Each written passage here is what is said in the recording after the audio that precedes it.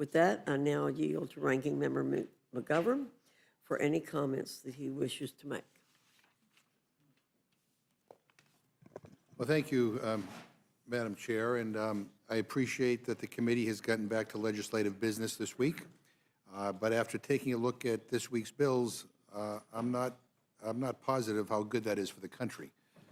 8 weeks of paid vacation, and this is what Republicans came up with.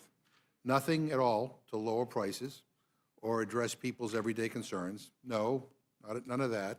Instead, we will get reruns of bills that you've already passed. Give me a break. The Unlocking Our Domestic LNG Potential Act was supposedly so important that Republicans passed it last Congress multiple times, and then didn't even bother sending the bill to the Senate. I mean, you guys pretend like what you're doing is a big deal, like it's going to make a difference for people the second it's passed, and you never even send it to the Senate. Has anyone on the other side ever watched Schoolhouse Rock? I mean, I think you ought to, because you guys might learn a thing or two. By the way, for the record, not a single appropriations bill is being considered this week. Not one. We've had 8 weeks out, 8 weeks, 8 full weeks out, and where are all the appropriation bills that we've been promised? We're barreling towards another shutdown deadline. Why aren't Republicans bringing up one appropriation bill after another to get this done so you don't have to do another continuing resolution? And I'm noticing on the agenda here today a number of bills dealing with the District of Columbia. Let me give my colleagues on the Republican side some advice. If you really want to micromanage D.C.'s affairs, then resign from Congress and run for city council here in D.C. Then you could have more of a say in what's going on here in the District of Columbia. I mean, but to micromanage every bit of D.C.'s affairs is offensive. I mean, the President of the United States, you know, wants to have control over what the name of the football team's going to be. I mean, this is ridiculous. The people of D.C. pay taxes, just like the people in our districts. People here have served in our military. People here have sacrificed their lives fighting for this country's freedoms, and yet they don't even have a full vote here in the United States Congress.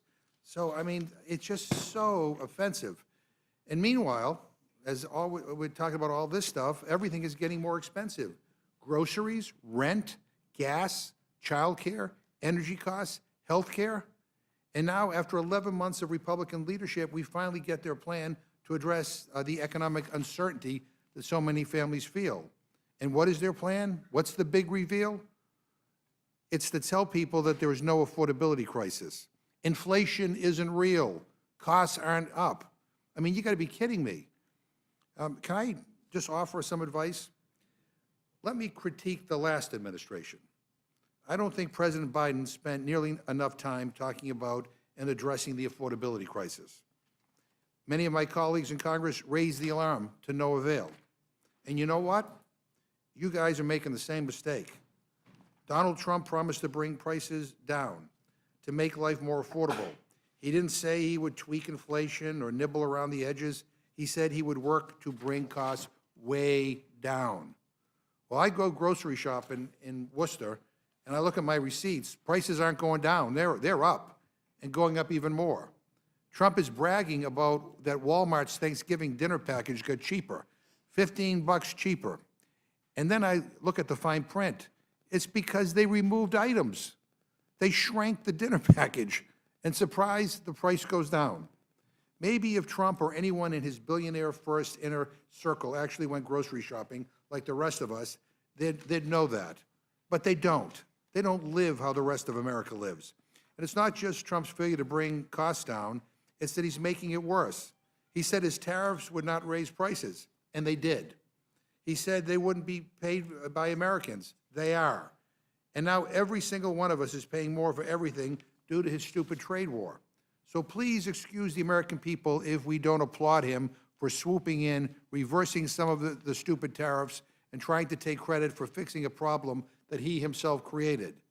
And finally, on the Epstein files, after months of Republicans blocking transparency, stonewalling in this committee, inventing excuses and trying to block these files from ever coming out, a majority of members of this body have now signed a discharge petition to force a vote.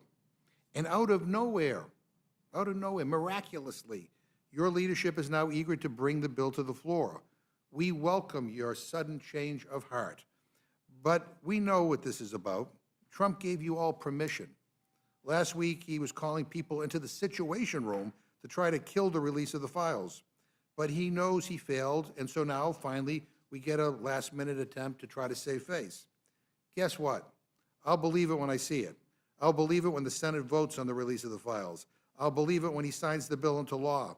And frankly, I'm concerned that even if he does, he's going to try to invent a new excuse to bury, cover up, and block these files from coming out. For months and months, this Republican majority voted time after time after time to cover up for a pedophile. I think it's disgusting.